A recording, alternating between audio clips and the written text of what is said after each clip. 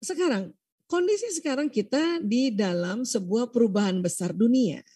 Ya, teknologi digital ini ya ini menyebabkan terjadinya perubahan besar dunia. Artinya kita perlu sadari memang sekarang era digital. Sekarang ini plus lagi pandemi.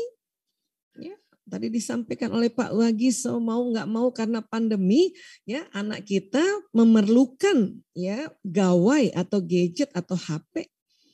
Dalam apa? Banyak mengakses informasi, mengakses data, membuat tugas.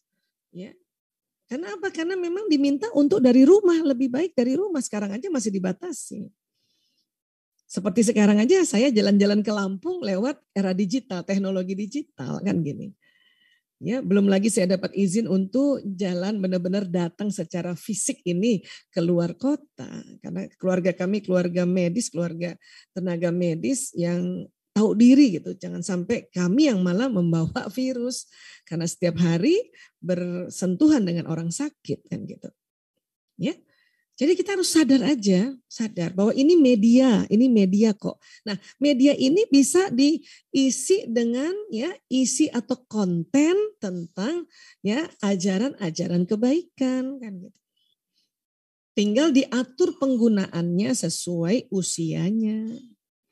Semakin besar anak kita, semakin kita nggak bisa tahan atau ya kita marah gara-gara dia pakai gadget ini. Kalau masih kecil anak 0 sampai 2 tahun itu memang diminta tidak sama sekali diperkenalkan gawai. 0 sampai 2 tahun. Itu permintaan para ahli anak seluruh dunia. Please katanya, please tolong. Supaya otak anak ini sambungannya bagus. Nanti 3 tahun boleh setengah jam. Tapi sekali lagi karena ada pandemi, anak TK tidak bisa datang mau nggak mau pakai era digital untuk menyampaikan beberapa jam per hari. Ya. Tapi ingat, kita punya daya adaptasi yang luar biasa, maka beradaptasi. Setelah itu tentu ya kehadiran orang tua yang nanti mengajarkan kembali apa yang diinformasikan oleh Bapak Ibu guru, disitulah pentingnya. Ya, orang tua kasih tahu ulang. Bu Aisyah, saya sering ditanya nih, Bu Aisyah, ya gimana anak supaya nggak terlalu sering pegang HP? Pertanyaannya adalah, di rumah ada nggak permainan yang non gadget? Ada Bu Aisyah. Apa dikasihnya? Misalnya bola basket, boleh nggak anak main bola basket dalam rumah? Nah itu nggak boleh Bu Aisyah karena nanti kena lemari, nah sayangnya kan nggak bisa keluar anak-anak. Di halaman rumah sedikit halaman rumah. Barangkali di Lampung halaman rumah Bapak Ibu masih luas ya. Kalau kami di kota besar ini di Jakarta, aduh kecil banget, rumah udah kecil banget. Ya. Nah ini lagi yang harus dipikirkan, apa permainan yang non digital yang bisa menyeimbangkan permainan anak-anak. Bahkan anak-anak kalau di riset ditanya, sebetulnya supaya kamu nggak terlalu main ini gawai atau gadget, apa sih mau kamu? Ya kita sih kalau ada mainan di rumah mau main Bu Aisyah, anak-anak begitu. Apalagi kalau orang tua nemenin main. Nah itu maunya anak-anak. Bisakah kita dalam sehari minimal 1 jam meluangkan waktu temenin main anak? Ini lagi nanti orang tua banyak alasan nanti.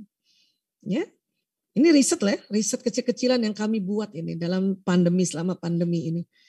Oke, jadi artinya apa? Sadari. Ya, dan please otak ini bekerja sesuai prasangka. Maka fokuskan prasangka bahwa teknologi digital mendatangkan manfaat yang lebih banyak dibanding mudarat. Itu ya, fokuskan prasangka itu. Karena otak mengikuti prasangka. Itulah Allah sampaikan dalam hadis qudsi, aku mengikuti prasangka hambaku. Karena sudah disetting sedemikian rupa, otak manusia itu mengikuti prasangka. Alam semesta ini mengikuti prasangka. Jadi mending kita bersyukur aja, alhamdulillah ya Allah. Jadi selalu bersyukur, alhamdulillah ya Allah ada teknologi digital. Kalau enggak gimana ya? Ya, alhamdulillah ya Allah, alhamdulillah ya Allah. Ambil, lihat yang baik-baiknya, lihat yang baik-baik. Kalau dapat mudarat langsung istighfar, astagfirullahaladzim ya Allah, na'udzubillah min zalik. Ya, lindungi kami dari mudarat dari teknologi digital gitu. Itu yang harus kita punya sikap. Daripada menentang terus, kacau nanti. Ya, nah ini masih bagus nih begini gayanya ini. Satu saat nanti dan sekarang mulai-mulai ya, itu teknologi digital di depan mata ditaruhnya kayak gini. Satu saat nanti kalau anak kita sudah menjadi orang tua, dia sakit kepala juga Bunda, yang hadapin anak-anak yang era digitalnya makin canggih lagi. Ya. Jadi semua era itu nanti ada konsekuensinya. Anak kita juga akan menghadapi konsekuensi yang luar biasa terhadap kemajuan teknologi digital lagi. Yang berikutnya. Ya, yang penting itu tadi, ya stop mengeluh, sadar bahwa ini semua ya kita sesuai prasangka. Ya. Nah. Sekarang karena era digital, mending kita belajar untuk apa sih gaya belajarnya ya era digital ini? Satu, memang anak-anak menyukai format audio visual. Mau nggak mau memang pandemi mengajarkan kita untuk lebih kreatif lagi sedikit. Ya, mungkin sebelum pandemi sudah mulai kreatif. Ya, tadi juga disampaikan Bapak Ibu guru akhirnya harus tambah kreatif. Ya, terima itu sebagai ya keberuntungan supaya otak kalau nggak ditekan nggak bisa beradaptasi. Ya, nggak bisa kreatif nanti. Jadi kita gimana caranya ya supaya anak-anak seneng belajar daring gitu kan. Kemudian ya sangat bergantung pada teknologi. Kita nih kalau mati lampu lebih setengah jam udah deh sakit kepala itu. Bukan hanya anak-anak, orang tua juga pasti. Apalagi yang kerjanya sudah mulai harus pakai ya audiovisual. Ya. Nah, kemudian juga gaya belajar era digital senang yang konkret. Maka kalau mau ngajarin anak kasih contoh yang konkret. Mengajarkan adab cuci tangan gitu ya. Adab sikat gigi, adab makan. Itu anak-anak gak cuma mau diomongin, mau dikasih contoh. Ya, harus yang konkret. Contoh. Dan jangan heran kalau mereka sering nanya. Karena mereka kritis saat berpendapat. Tidak hanya nanya, bahkan mereka mengutarakan isi pendapatnya gitu. Karena kalau orang tua nggak sadar ini, orang tua suka kesel pada saat menjelaskan pada anak bertanya, sebetulnya bertanya, cuman nadanya barangkali dia belum pandai untuk nada yang lembut, ya orang tua menganggapnya kamu ini membangkang ya, gitu, membantah ya, padahal dia nanya. Dan itu bukan anaknya Bunda sendiri, seluruh dunia ini memang kritis saat berpendapat. Dan ini yang disebut generasi jujur. Nggak diam, dibungkam. Ya, keuntungannya apa? Keuntungannya mereka akan jauh kreatif nanti. Ya. Kemudian apalagi anak-anak yang era sekarang ini menyenangi guru atau tutor yang bersahabat. Jadi jangan heran nanti Bapak Ibu Bapak Ibu guru, anak-anak tidak tanya pelajaran lebih banyak pada Bapak Ibu guru. Dia nggak nanya pelajarannya sedikit, tapi lebih sering curhat. Ya, tentang perasaannya, barangkali dimarahin bapaknya, ibunya di rumah karena bapak ibunya udah capek dan sebagainya. Dia curhat, nanya pelajaran cuma sedikit. Dan ini begini terjadi sekarang. Itulah yang diharapkan sebagai anak-anak untuk supaya emosinya itu tidak terbendung di otaknya. Ya, dia bisa keluar lewat cerita-cerita ini. Ya. Dan buat kita ini, Bapak Ibu guru terutama pada saat anak tidak tanya pelajaran, malah dia curhat, ya. Kalau kita bisa menerimanya dengan baik, oh itu disayang sama murid-murid tuh. Dia akan pilih kalau nanti ada pemilihan ya guru favorit, oh dia bapak ini, ibu ini. Bukan karena pelajarannya, bukan, sebetulnya karena si bapak guru, ibu guru ini mau dengarkan dia curhat. Ya, ini yang terjadi saat ini. Kemudian mereka adalah generasi yang gemar berinovasi. Coba lagi. Jadi anak-anak kalau kotak-katik ya sesuatu nyoba itu diperhatikan dan ditemani, terus kemudian dikasih rewards itu bukan melulu hadiah ya, kasih pujian kah, ya kasih pelukan kah, ya dan sebagainya. Karena memang generasi yang gemar berinovasi. Kenapa sih dia berinovasi sendiri Bu Aisyah anak sekarang? Karena gampang. lewat YouTube, lewat IG ada tutorialnya. Ya. Saya aja seneng aja berinovasi sendiri, nggak perlu lagi keluar rumah untuk kursus, terutama masak makanan, ya misalnya, atau mengatur kamar, ya. Oh itu udahlah, tinggal buka YouTube. Oh begini caranya mengatur isi lemari es, itu ada tutorialnya sekarang. Ya, mengatur dapur itu ada tutorialnya sekarang. Itulah kecanggihan dari ya teknologi digital. Oke. Nah, kemudian membentuk karakter. Oh, tadi seperti judul yang diberikan oleh panitia ya. Apa itu karakter? Nah, karakter ini bahasa Latin. Ya, dalam bahasa Latin tulisannya begini, karakter. Ya, maknanya apa? Ya, instrument of marking, peralatan untuk mengukir, bermakna itu. Ya. Dalam bahasa Yunani disebut dengan tumak yang bermakna mengukir. Mengukir apa? Nilai-nilai kebaikan yang akan mempengaruhi dalam bentuk tindakan atau tingkah laku. Jadi karakter ini tuh ya teknik atau cara untuk mengukir. Mau dibentuk apa sih anak kita? Anak kita tuh mau dibentuk apa? Ya. Menjadi anak muslim muslimah yang soleh solehah misalnya gitu kan. Nah untuk menjadi seperti itu alatnya apa? Instrument of markingnya apa? Peralatan untuk mengukirnya apa? Bapak Ibu saya mohon maaf ini karena tetangga sebelah sedang renovasi rumah jadi mungkin terdengar ya. Ketak-ketok ya. Mudah-mudahan ini ya tidak terlalu mengganggu ya. Mudah-mudahan ya. Karena mereka minta izin sebetulnya untuk merenov rumahnya. Baik, kembali ke karakter ya. Dan dalam bahasa Perancis disebut dengan kerosene yang bermakna mengukir. Yang diukir apa Bu Aisyah? Yang diukir watak. Jadi kita bedakan watak dengan karakter ya. Karena watak itu adalah bahan dasar. Watak ini yang dibawa dari lahir. Ya. Kalau bikin perumpamaan ya ini nih kayu, besi, batu, plastik ini ibarat ya. Jadi watak itu ibarat bahan dasar. Bahan dasar ini mau dijadikan meja. Ya, nah ini watak mau dijadikan karakter meja. Karena kita tahu bahan dasarnya, makanya kita bisa memilih instrumennya. Kalau kita nggak tahu bahan dasarnya, kita memilih instrumennya bisa salah. Sehingga nanti untuk membentuk karakter meja bisa lama. Atau jadi juga meja tapi rusak. Katakanlah ya watak dasarnya plastik. Ya, tapi kita nggak tahu nih bahwa plastik ini cocoknya dengan instrumen yang khusus buat plastik. Dipakaikan dengan yang instrumen batu. Bisa sih jadi meja tapi pasti ini compang-camping mejanya.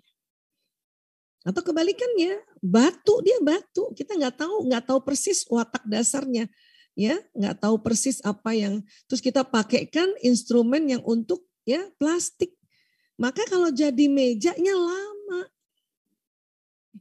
Ini bedanya antara watak dan karakter, ya. Maka pertemuan kita ini saya juga akan sedikit kasih watak, ya pembagian watak dasar 3 watak dasar utama. Terus supaya menjadi karakter ya anak-anak muslim soleh soleha itu pakai instrumennya apa kan ya. Watak ini bawaan lahir ini Allah berikan dan genetik. Watak dibagi 3 besar, introvert, ekstrovert dan ambivert. Ambivert ini perpaduan introvert separuh, ekstrovert separuh ini. Ya. Apa sih introvert, ekstrovert, ambivert? Ya, kita belajar ciri-cirinya, ya. Introvert ciri-cirinya lebih memilih ada di tempat sepi atau sendiri. Ada anak yang introvert, dia lebih senang kok ya belajar dari kamarnya, dari rumahnya. Atau ada ibu-ibu introvert, lebih senang kok dia di rumah gitu. Makanya pas pandemi dilarang keluar, ibu-ibu yang introvert dia malah produktif di rumah. Ada juga yang ekstrovert yang lebih senang ketemu orang, apalagi ketemu orang baru, semangat dia. Nah, anak yang ekstrovert ini nih yang setengah mati nih, waktu pandemi harus belajar lewat ya daring di rumah. Ya. Nah, ada lagi yang namanya ambivert. Kalau ambivert tergantung sikon. Hari ini mau di rumah, besok mau di luar, besok lagi di rumah, besok lagi di luar. Ini ambivert. Ya, ambivert. Kemudian kita lihat lagi. Introvert adalah lebih produktif di tempat tertutup. Ada anak waktu belajar sendiri malah lebih bagus nilainya. Itu nggak menutup kemungkinan. Ya, riset kami pun juga ya melihat bahwa anak-anak introvert pada saat PJJ nilainya tinggi. Karena dia aman di rumah. Kalau dia di sekolah dia ketakutan dibully lah, dia ketakutan sama orang baru lah gitu. Nah, kalau ekstrovert memang lebih produktif di tempat terbuka. Ini yang harus sering keluar rumah nih ekstrovert ini. Ambivert ya bisa keduanya, tergantung ya kondisi moodnya gitu. Apalagi introvert, ekstrovert, dan ambivert. Introvert terpulihkan energinya saat sendirian. Ekstrovert terpulihkan energinya saat beramai-ramai. Ambivert ya tergantung situasi dan kondisi. Ya. Introvert lebih suka bekerja atau belajar sendiri. Ekstrovert lebih suka bekerja atau belajar dalam tim. Ambivert bisa sendiri, bisa juga beramai-ramai. Ya. Kalau gitu enak ambivert ya Bu Aisyah ya. Enggak ada, tiga-tiganya bagus. Cuman tiga-tiganya harus ngerti kita. Kayu kah, besi kah, batu kah, plastik kah, itu harus ngerti. Ya. Nah, introvert biasanya akan banyak berpikir sebelum mulai bicara. Kalau ekstrovert biasanya akan mengatakan apapun yang dipikirkan. Jadi dia belum mikirin apa yang terpikirkan langsung diomongin. Kan ada ya anak kayak gini kan ekstrovert. Ada anak yang banyak mikir baru bisa bicara. Ya. Kalau ambivert bisa lebih banyak pikir tergantung situasi ya. Kadang lagi banyak bicara seperti itu. Introvert memang ini istilahnya yang disebut pendiam, cenderung lebih pendiam istilahnya. Sebetulnya bukan pendiam, dia lagi mikir juga, lagi ngomong sama dirinya sendiri.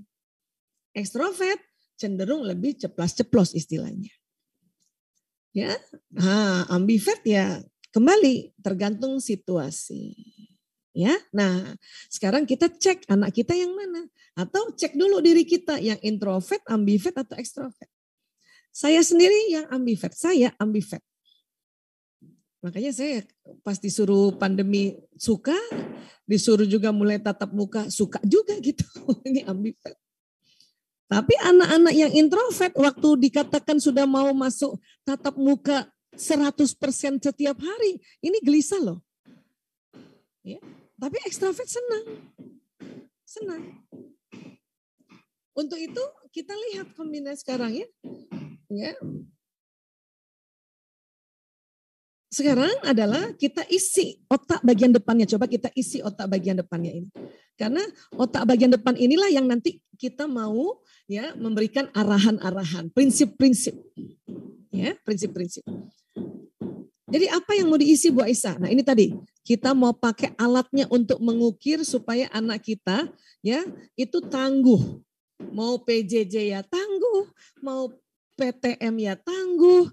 Kondisi new normal yang tidak menentu ya tangguh. Ini kita mau isi. Isi apa? Ayah bunda dan bapak ibu guru membantu anak untuk mengisi prefrontal cortex ini namanya prefrontal cortex ya. Dengan mengaji dan mengkaji apa yang Allah mau. Sehingga apa? Sehingga nanti ini tersambung-sambung ini. Disinilah ayah bunda bersama bapak ibu guru ya di Yayasan Al-Kautsar Lampung itu bersama-sama pelan-pelan masukkan apa? Masukkan apa yang Allah mau. Kita taunya apa yang Allah mau dari mana? Tentu dari Al-Quran, ya dari Al-Hadis dan dari ijtihad para ulama. Pelan-pelan kita masukkan. Lewat mana tadi? Lewat mata, lewat telinga, lewat ucapannya. lewat gerakan-gerakan tangannya waktu menulis atau mengetik, itu nanti masuk ke sini. Ya. Namun kita harus tahu juga watak dan bakat ini anak. Dia anak yang mana nih? Introvert kah, ekstrovert kah, atau ambivert kah? Gitu. Bakatnya apa? Hari ini kita nggak sempat bahas bakat karena ini bakat ini ada satu modul tersendiri ya. Insya Allah kapan-kapan kita jumpa lagi ya. Nanti kita bahas bakat.